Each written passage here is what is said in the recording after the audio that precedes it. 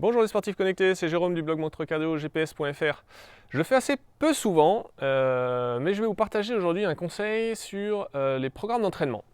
Alors je le fais peu souvent, tout simplement parce que je ne suis pas entraîneur, je suis un sportif lambda, certes qui s'entraîne, mais je ne suis pas capable de construire j'ai pas les connaissances pour construire des plans d'entraînement pour les autres, pour viser un objectif sur un triathlon ou un marathon. Cela dit, finalement, au fil des années, à force de tester des montres GPS, de les utiliser 365 jours par an depuis plusieurs années, bon, j'ai quand même appris pas mal de choses que je partage dans le blog. Et là, en fait, le déclic, c'est que j'ai vu cette semaine une vidéo TEDx de Steven Seiler, qui était très intéressante et en fait qui confirme quelques articles que j'ai pu écrire sur le blog et surtout mon évolution dans la façon dont je m'entraîne. Alors, dès que vous trouvez cette vidéo intéressante, mettez un pouce j'aime, comme ça fait que d'autres personnes pourront la découvrir et eux aussi, ça leur rendra service. Donc ce qu'il dit Steven Seiler dans sa conférence, il démonte en fait le concept de no pain, no gain. Sur les réseaux sociaux, on voit beaucoup de gens, ouais, no pain, no gain, c'est bon, je me suis bien donné, ça payera, etc. Je vais progresser.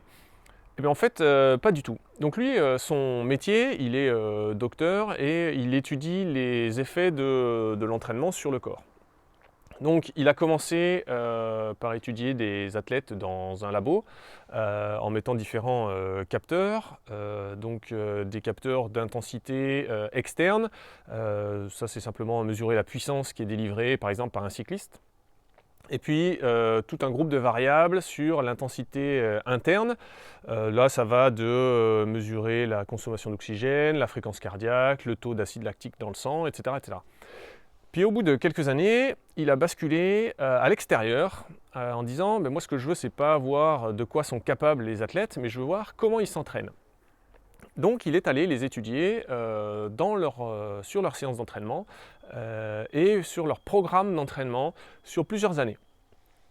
Et du coup c'est intéressant parce que il dit que ça soit pour aller plus vite ou pour aller plus loin dans les sports d'endurance, le no pain no gain, ça ne s'applique absolument pas à un plan d'entraînement. Donc il a, à l'extérieur, comme c'est un peu plus difficile de mettre des capteurs, il a simplement défini trois zones d'intensité. La zone verte, dans laquelle on est à l'aise, on peut parler. La zone jaune, dans laquelle c'est plus difficile de parler, donc on fait des courtes réponses. Et puis la zone rouge, où là on n'est plus capable de parler, parce qu'on est à fond.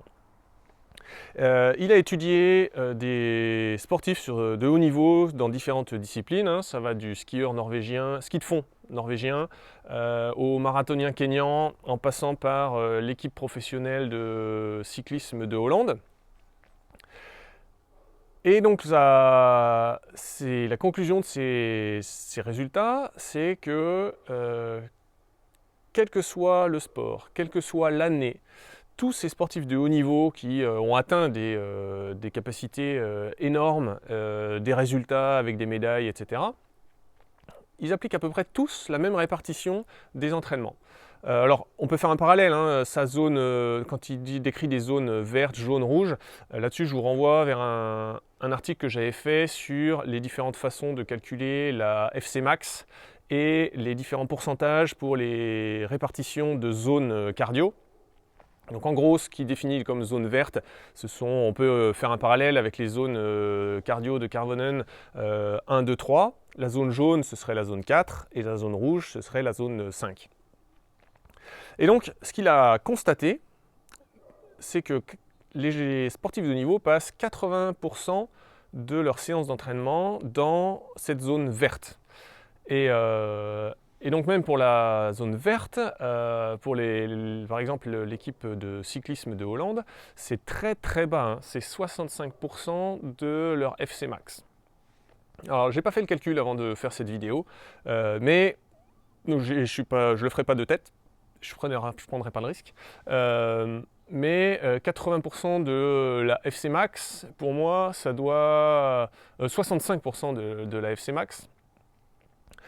Pour moi, ça doit être entre 130 et 140. Quoi. Donc c'est très très très bas. Et en fait, donc, ce qu'il dit, c'est que les sportifs de haut niveau passent beaucoup de temps dans cette zone verte, tout simplement parce que ça leur permet d'accumuler du travail foncier, mais sans accumuler trop de charge d'entraînement. Et puis de temps en temps, ils se défoncent sur une séance en zone rouge, où là, ils travaillent d'autres spécifiques. Et en fait, on ne peut pas faire l'inverse. On ne peut pas passer tout son temps en zone rouge parce que là, on courrait à la blessure, on serait trop fatigué pour enchaîner ça sur de longues périodes, sur des années et des années d'entraînement. Et donc là où j'ai trouvé ça intéressant, c'est que finalement, ça correspond à l'évolution que j'ai eue moi dans ma pratique sportive. Je pense qu'avant que j'ai une montre GPS, et je le constate juste là maintenant avec le recul, hein, avant que j'ai des montres cardio GPS, je pense que je m'entraînais quasiment tout le temps en zone jaune. Et puis de temps en temps, je faisais une bonne séance de fractionné, et donc je passais en zone rouge. Et en fait, je faisais jamais de footing trop long parce que j'avais l'impression de ne pas travailler, que ce ne serait pas efficace, que j'améliorerais pas mes performances. Et donc je pense que je pensais vraiment, j'appliquais le no pain, no gain.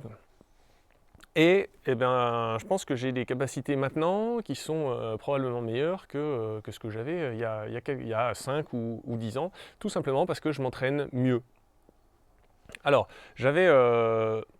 je peux vous renvoyer là aussi vers un autre article sur le blog sur lequel j'avais détaillé différentes métriques qu'on peut utiliser de sa montre GPS, différentes façons d'utiliser sa montre GPS pour éviter la blessure, le surentraînement. Et donc la charge d'entraînement et le surentraînement, c'était un des éléments que j'avais mis en avant dans cet article. Je vous mettrai le lien dans la description de la vidéo. Et donc ça correspond complètement à ce que dit Steven Seiler. 80% des séances d'entraînement en zone verte à intensité très faible. Et puis de temps en temps, se défoncer sur une bonne grosse séance en zone rouge. Or, ce que dit Steven Seiler, et c'est ce que j'ai constaté sur moi-même il y a quelques années, c'est que les amateurs, probablement par manque de temps, on a tendance à contracter nos entraînements. C'est-à-dire qu'au lieu de faire 80% du temps en zone vert, on se dit qu'on n'a pas le temps de faire tout ça, donc autant aller tout de suite taper un petit peu dedans. Et finalement, on fait des entraînements en zone jaune. On en fait moins, parce que c'est plus fatigant. Et quand vient le moment de faire une séance en zone rouge, on a accumulé tellement de fatigue que finalement, on ne fait pas non plus cet entraînement en zone rouge, et on va faire une séance en zone jaune.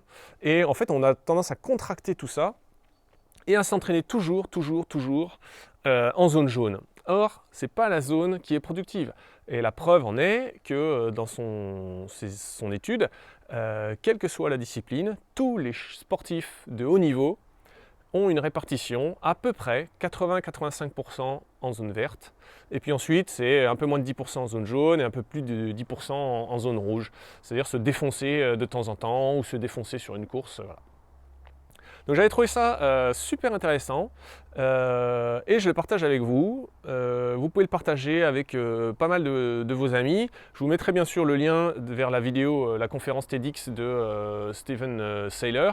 Elle est en anglais, donc c'est pour ça que je vous fais une petite vidéo en français et je ne vous poste pas juste le lien comme ça sur Facebook ou autre.